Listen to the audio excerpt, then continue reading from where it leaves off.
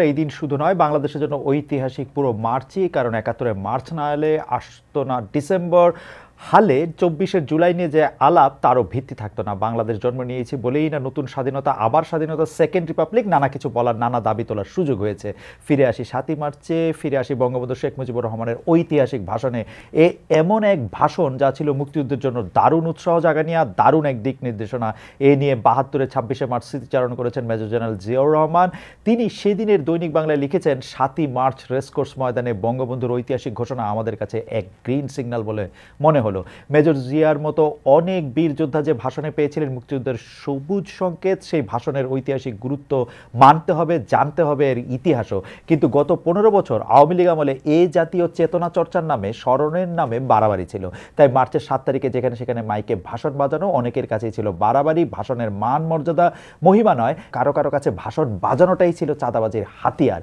এবার তাদের প্রায় সবাই গর্তে আছেন। যারা ৭ই মার্চ স্মরণ করবেন এবার দেশের মাটিতে, তারাই প্রকৃত ধারক বাহক ঐতিহাসিক দিনটির। ইতিহাসের লেবু অতি বেশি কচলে তেতো করার অভিযোগ বরাবরই আওয়ামী লীগের বিরুদ্ধে। তাদের বিপরীত সব শিবির আবার লেবুতে হাতই দিতে চায় না। এই অন্তর্বর্তী সরকারের বেলাও সেটা খেটে যায়, কারণ তারা ক্ষমতায় এসেই ৭ই মার্চের প্রতি বিমাতাসুলভ হন। গত অক্টোবরেই তারা বাতিল ঘোষণা করে এর জাতীয় দিবসের মর্যাদা। এর পক্ষে বিপক্ষে তখন সামাজিক যোগাযোগ মাধ্যমে অনেক আলোচনা হয়, জানিয়ে তখন ফেসবুকে লিখেছিলেন সাবেক স্বরাষ্ট্র প্রতিমন্ত্রী সোহেল তাজ। তার সেই লেখাটা আবার ফিরে দেখি। ৭ই মার্চ এবং ১৫ আগস্ট জাতীয় শোক দিবস বাতিলের ঘোষণার তীব্র প্রতিবাদ এবং নিন্দা জানাচ্ছি। এক একজন রাষ্ট্রীয় ক্ষমতায় আসবে আর ইতিহাসকে বিকৃত করবে, আড়াল করবে অথবা নতুন করে লিখবে, তা হতে পারে না। তবে এখানে একটু বলে রাখি, ৭ই মার্চ জাতীয় দিবস ঘোষণা করা হয়েছিল আসলে ২০২১ সালে। এর আগে যখন সরকারি দিবস ছিল না, তখনও এর মহিমা কোনোভাবেই কম ছিল না। তাই দিবস ঘোষণা বা বাতিল করার আগে আগুয়ান সময়কে ভেবে নেওয়া দরকার সরকার মহাশয়দের। আগে পিছে তো দূরের কথা, বর্তমানে আমাদের কর্তারা কতটা বর্তমান ভাবেন সেটাও একটা প্রশ্ন। তাদের আরেকটা অভ্যাসও তো আমাদের জানা, যা বলবেন তা করবেন না, আবার যা করবেন তা বলবেন না। চলমান মবের কথাই বলি, এ নিয়ে সরকারের অবস্থান আসলে কি? মঙ্গলবার বিষয়টি স্পষ্ট করেন পরিবেশ উপদেষ্টা সৈয়দা রিজওয়ানা হাসান। সাংবাদিকদের কাছে দেওয়া তার সেই ভাষ্য থেকে কিছুটা কোট করি। দেশে মব জাস্টিস ও মোরাল পুলিশিংয়ের সুযোগ নেই, এটার বিরুদ্ধে সরকার সবসময় শক্ত অবস্থানে আছে। যেহেতু এখনও আইন শৃঙ্খলা পরিস্থিতি আগের অবস্থায় আমরা ফেরত আনতে পারিনি, আসেনি, সেক্ষেত্রে কোনো কোনো জায়গায় মব জাস্টিস এবং মোরাল পুলিশিংয়ের ঘটনা ঘটেছে। সরকারের অবস্থান স্পষ্ট, এটার সুযোগ নেই। সরকারের স্পষ্ট অবস্থানটা কি আপনাদের কাছে, আমাদের কাছে, সবার কাছে স্পষ্ট হচ্ছে? সরকারের অবস্থান কি আসলে স্পষ্ট নাকি ঘোলা? আমরা অনেকেই জানি ঘোলা পানি অনেকের জন্য অনেক বেশি সুবিধাজনক, ঘোলা পানিতে মাছ শিকার করা অনেকের জন্য সুবিধাজনক। এই ঘোলা পানিটা কি আসলে সরকার করছেন নাকি সরকার করতে দিচ্ছেন বা হতে দিচ্ছেন বা সরকার বুঝতেই পারছেন না, সেটিও আসলে একটি বড় প্রশ্ন। মাননীয় উপদেষ্টা শক্ত অবস্থানের কথা বলছেন, কিন্তু বাস্তবে সরকার তো আছে নরম, তুলতুলেও নরম অবস্থানে। মঙ্গলবার দিবাগত মধ্যরাতে সেই চিত্রটা চলে এলো গুলশানে। প্রকাশ্যে রাজধানীর অভিজাত এলাকার একটি বাড়িতে ঢুকে পড়লো একদল লোক। নিজেদের তারা দাবি করলো ছাত্র জনতা। তাদের আরও দাবি, বাড়িতে আসামি আছে, অবৈধ টাকা করি আছে, এই আসামি ধরতে, এই টাকা উদ্ধারের তাগিদে বিক্ষুব্ধ হয়ে নাকি তাদের ছুটে আসা। আগস্ট থেকেই এমন দঙ্গল দেখেছি আমরা। যা করার কথা পুলিশ, র্যাব কিংবা ম্যাজিস্ট্রেসি ক্ষমতা নিয়ে মাঠে থাকা আর্মির, তা প্রায়ই করে দিতে চাইছে হয় ছাত্র জনতা নয়তো তৌহিদি জনতা। বাড়ি ধুলিসাৎ করা, ঘর তছনছ করা, কখনো লুট করা, তাদের হাতে এগুলো যখন শেষ তখন ছুটে আসে নিরাপত্তা প্রশাসনের লোকজন। এই যেন সে বাংলা সিনেমার চিত্র, মান্না ডিভিজালের শেষ লড়াইটাও যখন শেষ, সব যখন সানডে মানডে ক্লোজ, তখন ছুটে আসে পুলিশ আর বলে আইন নিজের হাতে তুলে নেবেন না। গুলশানেও আমরা সেটাই দেখছি। বাড়ি তছনছে অংশ নেয় কত কত মানুষ, তার চিত্রটা ধরা আছে সরাসরি দেখানো অনেক ভিডিওতে। অথচ পরদিন পুলিশ জানিয়েছে 3 জনকে গ্রেপ্তারের খবর। এখানে তবু গ্রেপ্তার আছে 3 জনে কারাবন্দী হওয়ার ঘটনা, কিন্তু দিবালোকের অনেক মবেই তো কারো কিছু হচ্ছে না। বীর দর্পে ঘুরে বেড়াচ্ছেন তারা। এই জাতীয় বীরদের স্বর্ণ সময় কি এখন বাংলাদেশে? বিশেষ করে পথে ঘাটে নারীদের নীতিজ্ঞান দেওয়া, নীতিকথা শোনানোর অনুকূল এক সময় কি এখন? মেয়েরা রাস্তায় কীভাবে চলবে, কি পোশাকে থাকবে, কি খাবে, কি খাবে না, নানাবিধ জ্ঞান বিতরণ চলছে যেন রাজধানীর রাজপথে। অথচ কথিত তৌহিদি জনতার পক্ষের কেউ কেউ আবার দাবি করছেন বর্তমান সরকার চলছে ইউরোপ আমেরিকার প্রেসক্রিপশনে। এ কারণেই নাকি উপদেষ্টাদের অনেকেই পশ্চিমাদের বন্ধু। দাবি থাক দাবিতেই, ধারণা থাক ধারণাতেই, বাস্তবতা বলছে ভিন্ন কিছু। দেশে পশ্চিমা ধাঁচ গ্রহণ তো দূরের কথা, বাংলাদেশের মানুষের নিজস্ব যে চলন বলন, তাতে হস্তক্ষেপের নানা নমুনা দৃশ্যমান। বিশেষ করে নারীদের পায়ে শিকল পরানোর নানা ছল দেখা যাচ্ছে সমাজে। আসার কথা হচ্ছে এই প্রবণতা ঠেকানোর জন্য সোচ্চার অনেকে।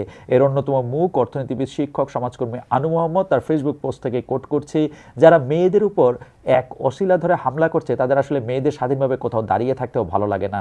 মেয়েরা যদি স্বাধীনভাবে হাঁটে তাও এই গোষ্ঠীর অপছন্দ, দৌড়লে তো রাগই হয়, মেয়েদের লেখাপড়া পেশা গ্রহণও চায় না এদের অনেকে, প্রাণখোলা হাসি তো সহ্যই হয় না, গল্প করলে, গান গাইলে, নাচলে, খেললে, অভিনয় করলে এই পুরুষদের পুরো মগজ গালিতে ভরে যায়, মারার পথ খুঁজতে হাত নিষ্পিস করে। নারীর কাছে নানা রকম পরাজয়, আসলে এরা ক্ষিপ্ত থাকে সবসময়। এদের মোকাবেলার রাস্তাটা আসলে কি? রাস্তা একটাই, সচল সজীব থাকার এই কাজগুলো আরও বেশি বেশি করা, সরবে করা, সদল বলে করা। কোটেশন শেষ করলাম।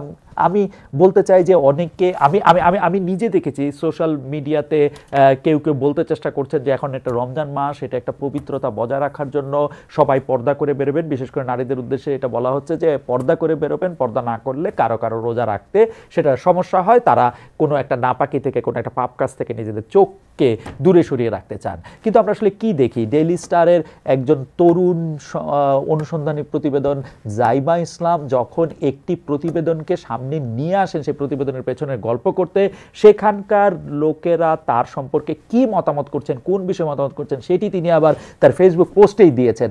এবং সেই ফেসবুক পোস্টে সেই মতামতগুলি পড়লে আমরা সহজেই দেখতে পাই যে আমাদের উদ্দেশ্য আসলে পাপ থেকে বিরত থাকা না, বা তথাকথিত পাপ থেকে বিরত থাকা না।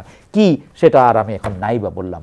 বৈষম্য নিরসনের কাজগুলি বেশি বেশি করার আহ্বান অবশ্যই সঠিক, এর বাইরে আমাদের বিদ্যা শিক্ষা চর্চা ও বিষয়গুলি থাকা প্রয়োজন বলে আমরা মনে করি। কিন্তু এইবার এসে এখানে যেন লিঙ্গ বৈষম্যকেই বেশি উস্কানি দেওয়া হয়েছে।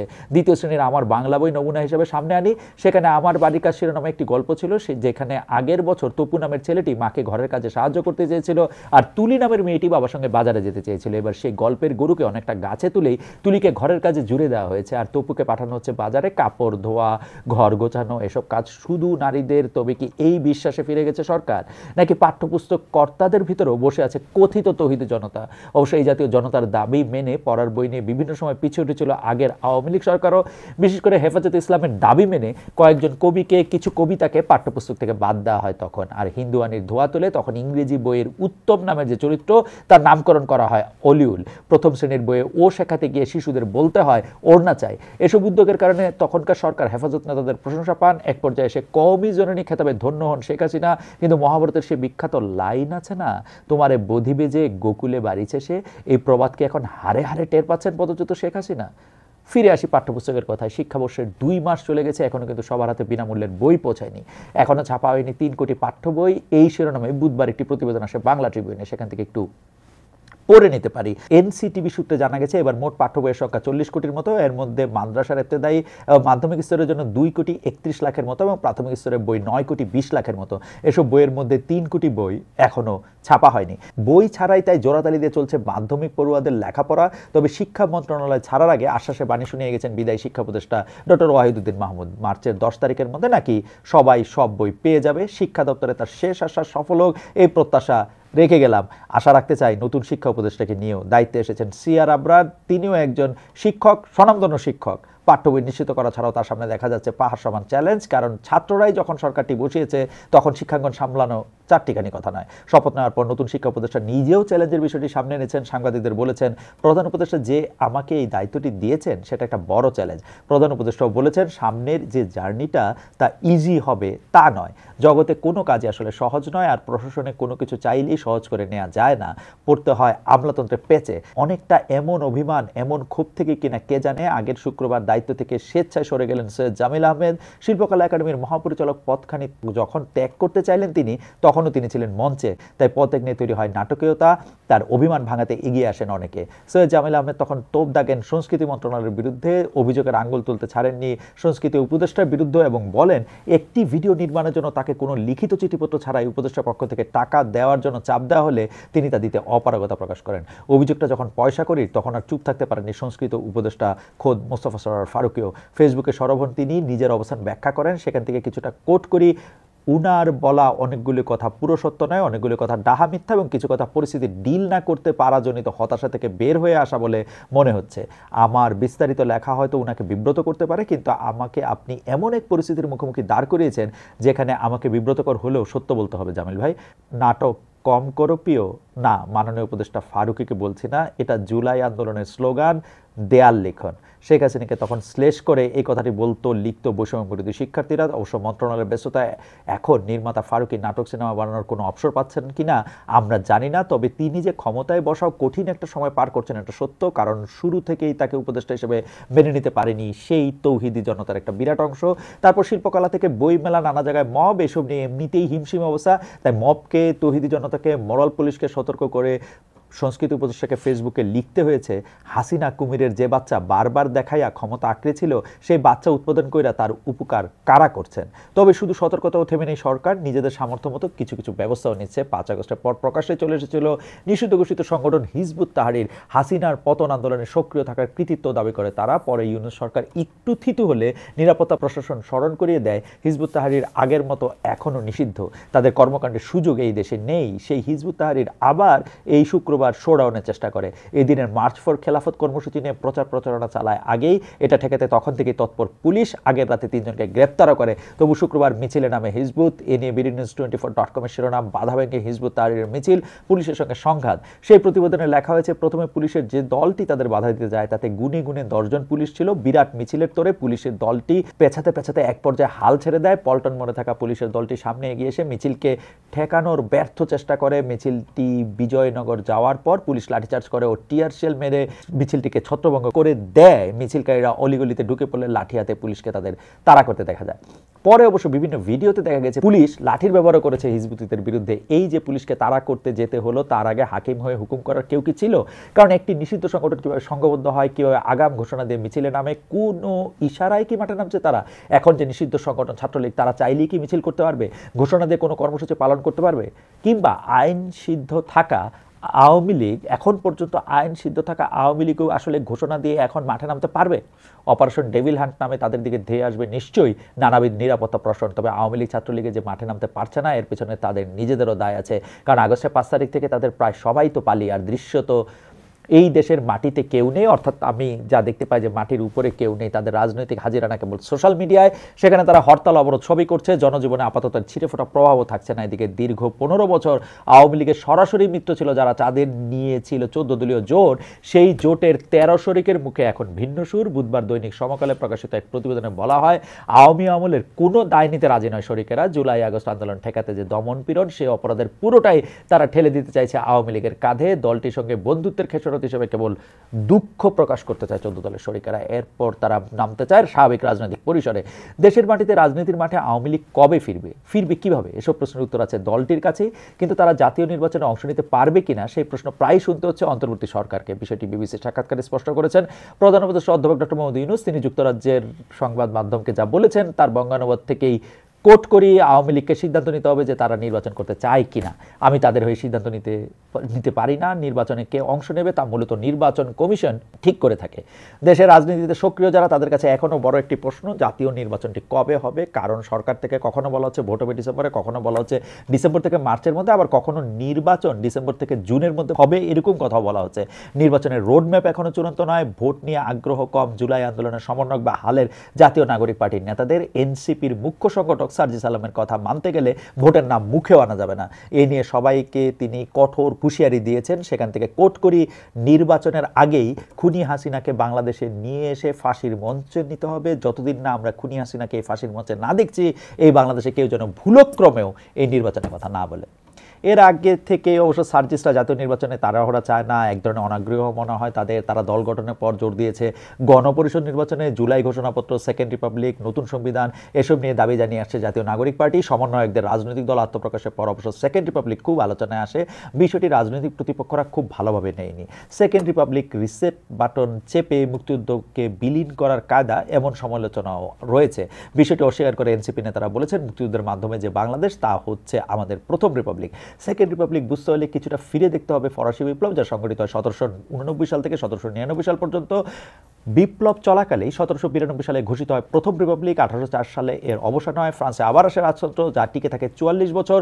1848 সালে ফ্রান্সে দ্বিতীয় রিপাবলিক ঘোষণা করা হয়, যা 1852 সাল পর্যন্ত টিকে থাকে। ইতিহাসের নানা বাক বদলে ফ্রান্সে এখন যে রাষ্ট্র ব্যবস্থা, তা হচ্ছে পঞ্চম রিপাবলিক। তো ক্ষমতার পটে পরিবর্তন হলেও বাংলাদেশে কখনো নতুন রিপাবলিক ঘোষণা করেনি আগের কোনো পক্ষই, কেবল নিজের সুবিধা মতো সংবিধান কাটাছাড়া করে নিয়েছে। এভাবে কখনো সংবিধান এসেছে একদলীয় শাসন, কখনো যুক্ত হয়েছে ধর্মীয় নানা উপাদান উপকরণ, দেশ জনগণের প্রয়োজনে কথা বলে বারবার সংবিধান সংশোধন করা হয়েছে, কখনো আবার সংবিধানে যোগ বিয়োগ করতে ব্যবহার করা হয়েছে আদালতকে। এর সবই আসলে ক্ষমতা পাকাপুক্ত করার কারিগরি।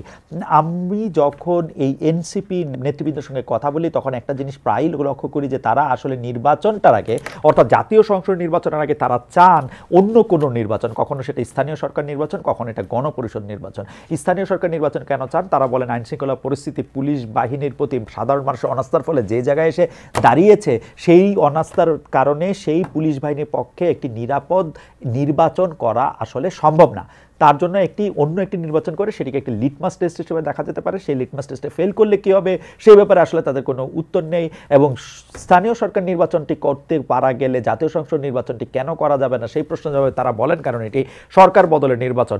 আমার কাছে কিন্তু মনে হয় এই সরকার বা এই দলটি, আসলে সরকার না বলে এই দলটি বলা উচিত, এই দলটি সরকার বদলের নির্বাচন করতে এক ধরনের অনীহাই প্রকাশ দেখিয়ে যাচ্ছে। তার কারণ কি আমি অবশ্য জানি না। তারা কি মানুষের মুখোমুখি হতে ভয় পাচ্ছেন কিনা সেটিও একটি বড় প্রশ্ন। এখনই সংবিধানের কথা বলছিলাম, সংবিধান যা করার তা যে সংবিধান বহাল রেখে করা যায় সেই বুঝ নবিশ রাজনীতিবিদদের নেই। এই বুঝ আছে ঝানুদের, মানে যারা অভিজ্ঞ রাজনীতিবিদ। তাই সাংবিধানিক ধারা বজায় রাখতে অনেক বেশি আকুল বিএনপি। জাতীয় নির্বাচন আয়োজনের দাবিতে আগস্টের 5 তারিখের পর থেকে মুখর তারা, নানা দেন দরবার পর আগামী ডিসেম্বর নির্বাচন হবে এই নিয়তি তারা মেনে নিয়েছিলেন। কিন্তু শুক্রবার দলটির নেতা রুহুল কবির রিজভী বলেছেন নির্বাচন কমিশন সঠিকভাবে কাজ করলে জুন জুলাইয়ের মধ্যে জাতীয় নির্বাচন আয়োজন সম্ভব।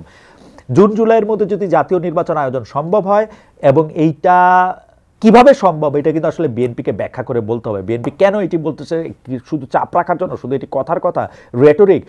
যেমন ওই দলের এনসিপি সার্জিস যেমন বলছেন যে আসলে নির্বাচন করার কথা মুখেই আনা যাবে না যতক্ষণ না পর্যন্ত হাসিনার ফাঁসি হচ্ছে, সেই একইভাবে কি জুন জুলাইতে নির্বাচনের কথা বলছেন? রিজভী সাহেব কি জানেন যে জুন জুলাইতে নির্বাচন করতে হলে কতগুলো হার্ডল পেরোতে হবে এবং সেটা আদৌ সম্ভব কিনা? নির্বাচন নিয়ে সরকারের আগ্রহ কম, এই অভিযোগ নিয়ে রিজভী বলছেন নির্বাচন নিয়ে গড়িমসি করা হলে জনগণের মধ্যে তো সন্দেহ জাগবে অন্তর্বর্তী সরকারের প্রতি, ফলে নির্বাচন নিয়ে গড়িমসি গ্রহণযোগ্য নয়। জনাব রিজভী সরকার গড়িমসি করছে সেই অভিযোগে রাখছেন, ঠিক আছে, কিন্তু নির্বাচনে যদি আপনাদের 2041 সাল পর্যন্ত অপেক্ষা করতে হতো তখন করতেনটা কি? গত একটা দশক আপনারা করেছেন কি? এসব নিয়ে কি উত্তর দেবেন জনতার দরবারে? মানে এই যে সর্বশেষ নির্বাচনটা হয়েছে সেটার মধ্যে আমি দেশে ছিলাম 2024 সালের জানুয়ারি মাসে। সেই সময় এই নির্বাচনটার বিরুদ্ধে প্রতিবাদ জানাতে গিয়ে আপনারা কি করেছেন? আপনাদের কি অবস্থান ছিল? লিফলেট বিতরণটা আমার চোখে পড়েছে। আর কি করেছেন পরে আমাকে একসময় বললেন না। তার মানে এই না অন্তর্বর্তী সময় মানে অনন্ত সময় হবে। অবশ্যই তদারকের ভূমিকায় থেকে এই সরকারের প্রধান কাজ হবে জাতীয় নির্বাচনে উদ্যোগ নেওয়া, একটি নির্বাচনের রোডম্যাপ দ্রুতই মেলে ধরা। তার আগে ঠিক করতে হবে আইনশৃঙ্খলা পরিস্থিতি, লাগামে টান দিতে হবে মব আর তৌহিদি জনতার। তাদের ক্রিয়াকর্ম দেখেই কিনা কে জানে হালে সকাল হতেই বা সন্ধ্যা নামতেই অনেকে ফেসবুকে জানতে চান আজ কোনো T20 ম্যাচ আছে কি?